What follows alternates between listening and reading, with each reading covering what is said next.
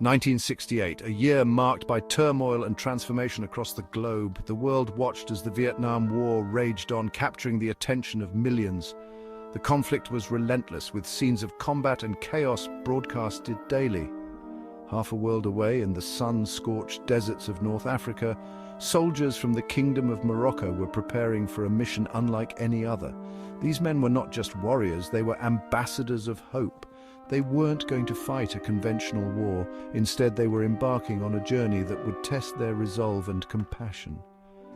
These men were doctors, nurses, and engineers, professionals who had traded their civilian lives for military uniforms, driven by a sense of duty and a desire to make a difference. Their battlefield would be the villages and jungles of South Vietnam, a land ravaged by war, where the cries for help echoed through the dense foliage and rural hamlets. Their weapons, compassion, skill, and a desire to help. They carried medical supplies instead of ammunition, and their mission was to heal rather than to harm. Morocco, a land of deserts and ancient cities, seemed a world away from the humid jungles of Southeast Asia. The contrast was stark, yet the mission was clear. Yet these soldiers, many of whom had never left their homeland, were determined to make a difference. They said their goodbyes, leaving behind families and familiar landscapes. Driven by a higher calling, they carried with them the hopes of their king and the warmth of the Moroccan sun. Their hearts were filled with the spirit of their nation, a spirit that transcended borders. Their mission was a testament to the universality of human compassion, a belief that transcended borders and cultures. They were there to build bridges, not walls. They knew challenges awaited them. The unfamiliar terrain, the language barriers, and the cultural differences were daunting, but they were undeterred. The language, the customs, the very environment itself would be unfamiliar. They would have to learn quickly, adapt, and overcome, but they also knew that the people they were going to help had endured unimaginable hardship. The scars of war were deep, and the need for aid was urgent. With courage in their hearts and a prayer on their lips, the Moroccan soldiers boarded their planes, ready to embrace the unknown.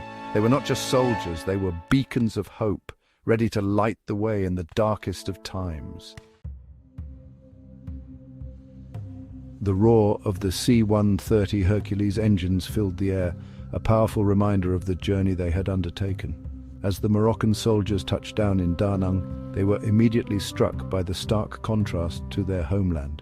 The humidity hit them first, a stifling blanket of heat so different from the dry air of home. It was as if they had stepped into a different world, one where the air itself seemed to cling to their skin. Stepping off the plane, they were greeted by a whirlwind of activity. The airbase was a hive of movement, with soldiers and workers bustling about, each person playing a part in the larger mission. American soldiers, Vietnamese civilians, the cacophony of an unfamiliar language. It was overwhelming. The mix of cultures and languages created a symphony of sounds that was both disorienting and fascinating. The landscape was unlike anything they'd ever seen. The lush greenery stretched out before them, a stark contrast to the arid deserts they were used to. Gone were the familiar sands and palm trees, replaced by a sea of green. The transition from desert to jungle was not just a change in scenery, but a shift in their entire way of life.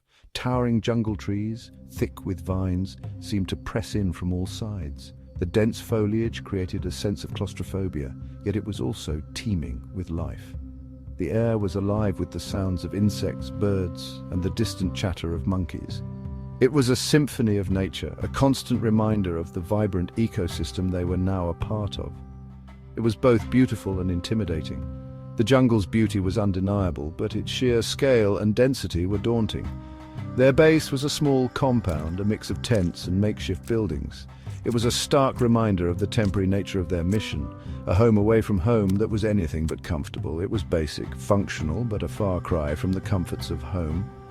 The soldiers had to adapt quickly to their new surroundings, finding ways to make the best of their situation. Yet amidst the strangeness, there was a sense of purpose. Each soldier knew why they were there, and that knowledge gave them strength. They were here to make a difference, to bring hope to a people ravaged by war. Their mission was clear, and despite the challenges, they were determined to succeed. The bonds they formed with the local civilians, the aid they provided, and the hope they inspired were all testaments to their resolve and dedication. The Moroccan soldiers quickly set about establishing themselves. They were not there to fight, but to heal and to teach. They set up mobile medical units, traveling to remote villages, bringing with them basic medical supplies and expertise. The villagers, wary at first, watched these strangers with a mixture of curiosity and suspicion. The language barrier was a significant obstacle. Few of the Moroccans spoke Vietnamese, and even fewer villagers spoke French or Arabic. But gestures, smiles, and the universal language of compassion began to bridge the divide. A child's laughter, a mother's grateful tears, these spoke volumes. Beyond medical aid, the Moroccans also shared their skills and knowledge. They taught basic sanitation practices, helped to dig wells, and showed villagers improved farming techniques. These acts of kindness, these simple gestures of humanity, began to chip away at the wall of mistrust. Section 4. Building trust, bridging cultures. Life in the villages was a world away from the soldiers' experiences back home. The lush green landscapes, the serene rivers, and the bustling village markets were a stark contrast to the arid and rugged terrains of Morocco. The food, the customs, and the way of life were vastly different. The soldiers were introduced to the rich and diverse flavors of Vietnamese cuisine, which was a delightful departure from their own traditional dishes. The rhythms of daily life were all new and intriguing. From the early morning rituals to the evening gatherings, every moment was a learning experience. The Moroccans, eager to learn, embraced the differences. They participated in local customs, learning the language and understanding the cultural nuances that defined Vietnamese life. They shared their own food, introducing the villagers to the rich and aromatic flavors of Moroccan cuisine, such as tagine and couscous. Their music, with its unique rhythms and melodies, resonated through the village, and their stories, filled with tales of distant lands, captivated the villagers. In turn, the villagers opened their homes and hearts, sharing their own traditions and stories, creating a beautiful tapestry of cultural exchange. One evening, a group of soldiers were invited to a village celebration. It was a night filled with laughter, music, and dance. Under a sky ablaze with stars, they danced to the sounds of traditional Vietnamese music. The rhythm was infectious, the mood joyous. The soldiers, initially hesitant, soon found themselves moving to the beat, their spirits lifted by the communal joy. For a few precious hours, the horrors of war faded into the background. The camaraderie and the shared joy created a sense of normalcy amidst the chaos. They were not soldiers and villagers, but simply fellow human beings, sharing a moment of joy and connection. These shared experiences, these moments of cultural exchange, were more than just interactions. They were bridges being built between two worlds. These moments of cultural exchange forged a bond between the soldiers and the villagers. It was a bond built on mutual respect and understanding. Trust, once fragile, began to blossom. The initial barriers of suspicion and fear slowly crumbled, replaced by a genuine sense of friendship. The villagers, initially wary, now welcomed the Moroccans with open arms. They had come to see them not as foreigners but as friends, as part of their community. They had come to see them not as foreigners but as friends. This newfound friendship was a testament to the power of cultural exchange and human connection, proving that even in the midst of conflict, bridges can be built and trust can flourish. Section 5. Ambush fire in the jungle. The tranquility of the jungle could be deceptive. One day, while on patrol, a group of Moroccan soldiers and their Vietnamese interpreter were ambushed by Viet Cong guerrillas. The jungle, peaceful moments before, erupted in a cacophony of gunfire and explosions. The soldiers, caught off guard, scrambled for cover. The air filled with the smell of gunpowder and the screams of the wounded.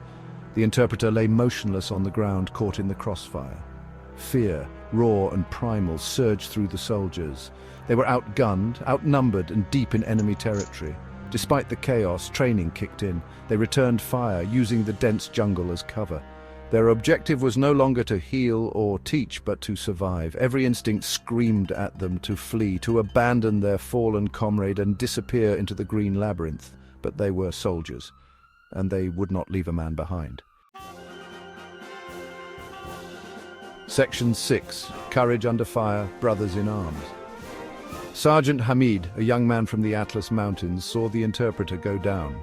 Ignoring the whizzing bullets and the explosions, he charged into the open, his body a shield against the enemy fire. Reaching the interpreter, he dragged him back to the relative safety of a bomb crater. Others followed Hamid's lead, their fear giving way to courage. They fought with a ferocity born of desperation, their AK-47s blazing defiance against the unseen enemy. Each man knew that this could be his last stand, yet they fought on, side by side, a brotherhood forged in the crucible of combat. The jungle echoed with the sounds of battle. Minutes stretched into an eternity as the Moroccans held their ground. Finally, after what seemed like an age, the Viet Cong fire slackened, then ceased. Silence, heavy and absolute, descended upon the battlefield. The ambush was over.